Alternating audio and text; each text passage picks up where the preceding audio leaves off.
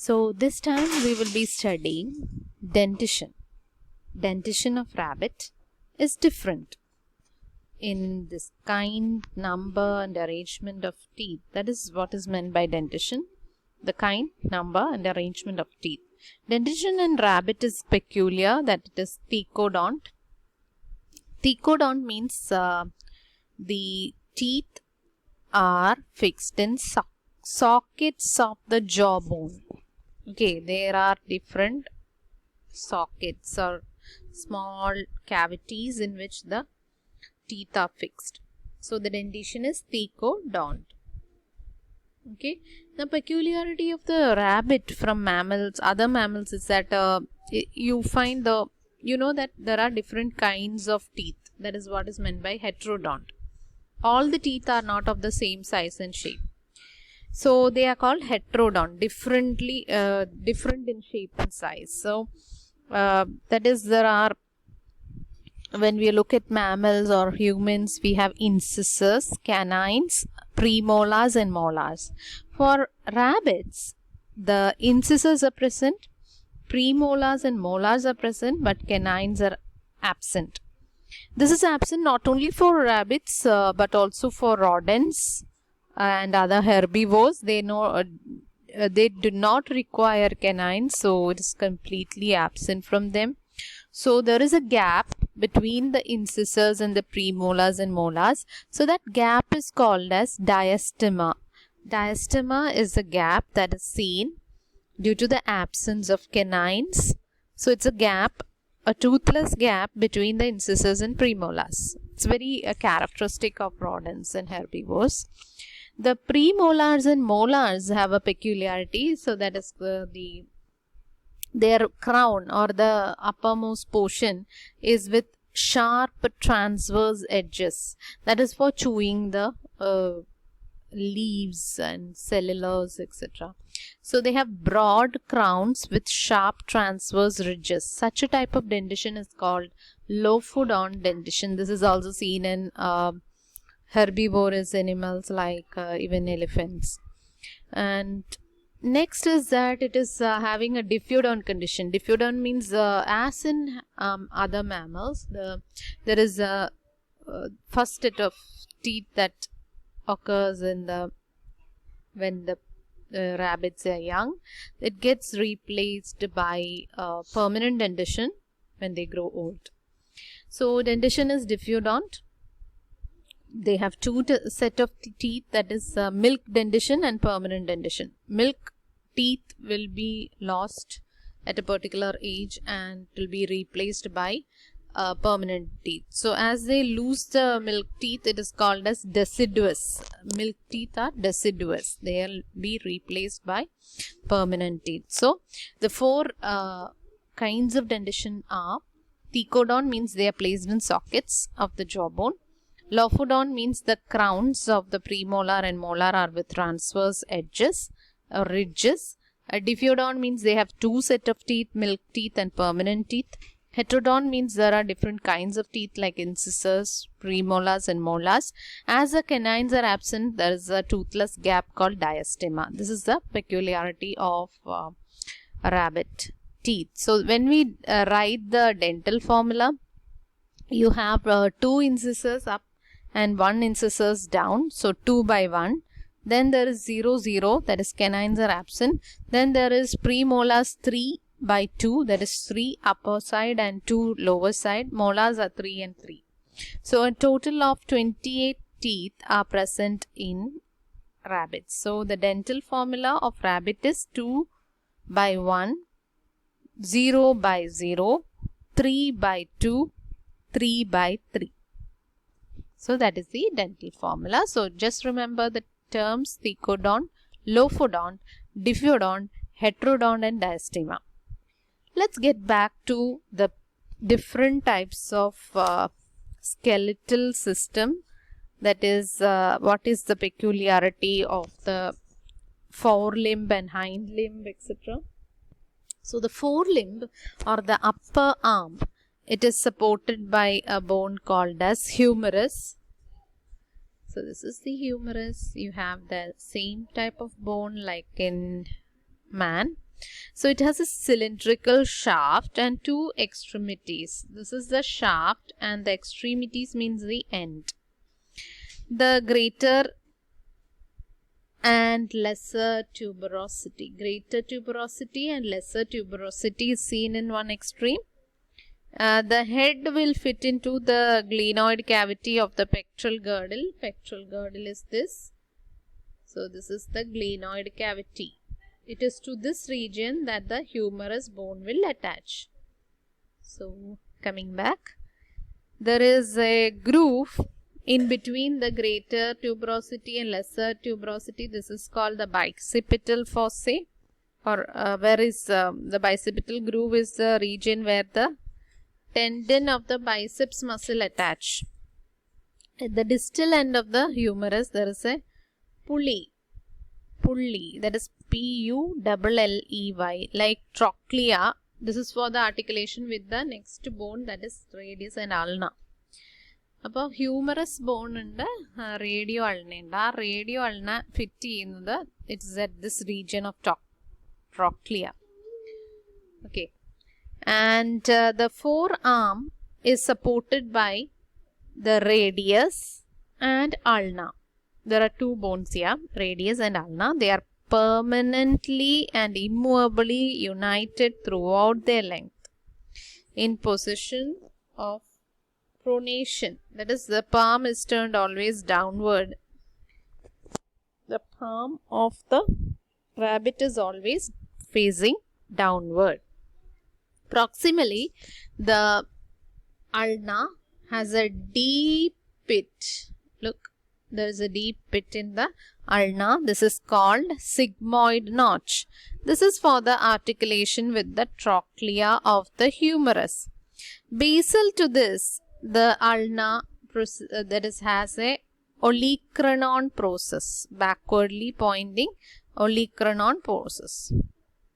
So that is how there is the different parts of the radio ulna. So coming back to humerus have a shaft and two extremities. This is the greater tuberosity, lesser tuberosity, and the bicipital fossa. And at another end there is trochlea.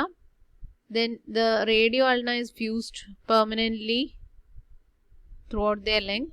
Then there is a sigmoid notch here and an olecranon process to fit into the trochlea. And the carpus. This is the carpus or the wrist region. It has 9. This is the carpus. So this is the radio ulna. This is the carpus. There are 9 bones here. They are arranged in 3 rows. Okay. And the proximal row has 4 carpels. Mesial row has 1 carpel. And the distal row has 4 carpels. So the proximal carpels are called radial. This is the proximal one. Radial, intermedium, lunar. Okay, and this is ulnar. Okay. Radial, intermedium, ulnar, and pisiform. Okay. Okay. And the mesial ones, I think that is not shown here. There is a central. Okay, central is here. Yes, and there is trapezium, trapezoid, and trapezium, trapezoid, magnum, and unciform, which is fused 4th and 5th carpel. The metacarpus. This is the metacarpal, long ones. Metacarpals is supported by 5 metacarpals, 1 for each finger. The fingers are they are supported by small phalanges. This is the phalanges, and the first finger has 2 phalanges. This one, 2 phalanges. The rest have 3. Okay, so the phalangeal formula of the forelimb is 2 This is the first finger, 2, 3, 3, 3, 3. All the terminal phalanges are clawed. They have claw, they end in claws. So here we have metacarpals and carpals, etc. So there are 4. The fourth one is not shown here. Radial, intermedium, ulnar and pisiform is present. Then trapezium, trapezoid, then central and unciform is present. Then there are 4 long metacarpals, and the phalanges are arranged in the formula 2, 3, 3, 3 and all end in claws. So this is the 4 limbs. Now coming to the pectoral girdle. Now there is the pectoral girdle of rabbit is remarkable for the reduction and loss of bones, some bones. Like it has just 2 bones. The coracoscapula. Okay, coracoscapula. The coracoscapula is thin and flat. The clavicle, I think the clavicle is not shown in the figure. So the coracoscapula is thin and flat, and the clavicle is slender and rod-like. Coracoscapula is formed by the fusion of the scapula and the coracoid, which is reduced. The coracoid is represented only by a coracoid process. So the entire region is actually formed of scapula, and a small portion of the coracoid can be seen here. The coracoscapula bears the glenoid cavity. This I had already said, where the humerus bone joins here attaches. At the base of the scapula is a thin strip of cartilage called suprascapular cartilage. It represents a reduced suprascapula in amphibians and reptiles. On the outer side of the scapula is a prominent ridge called the scapular spine. This is the scapular spine. It divides the scapula into pre-spinous region and the post-spinous region. The spine terminates in a acromion process, which gives it a metacromion process. So this is a part of the pectoral girdle of rabbit. So let us see, this is the scapula, coracoid process, the spine which ends in an acromion process and metacromion process. There is a glenoid border, suprascapular region. So these are the parts of the pectoral girdle. Now coming to the hind limb. So the hind limb, again, it is having a femur, that is the first part or the longer part of the knee region. It's supported by the femur. Okay, femur, it is having a head and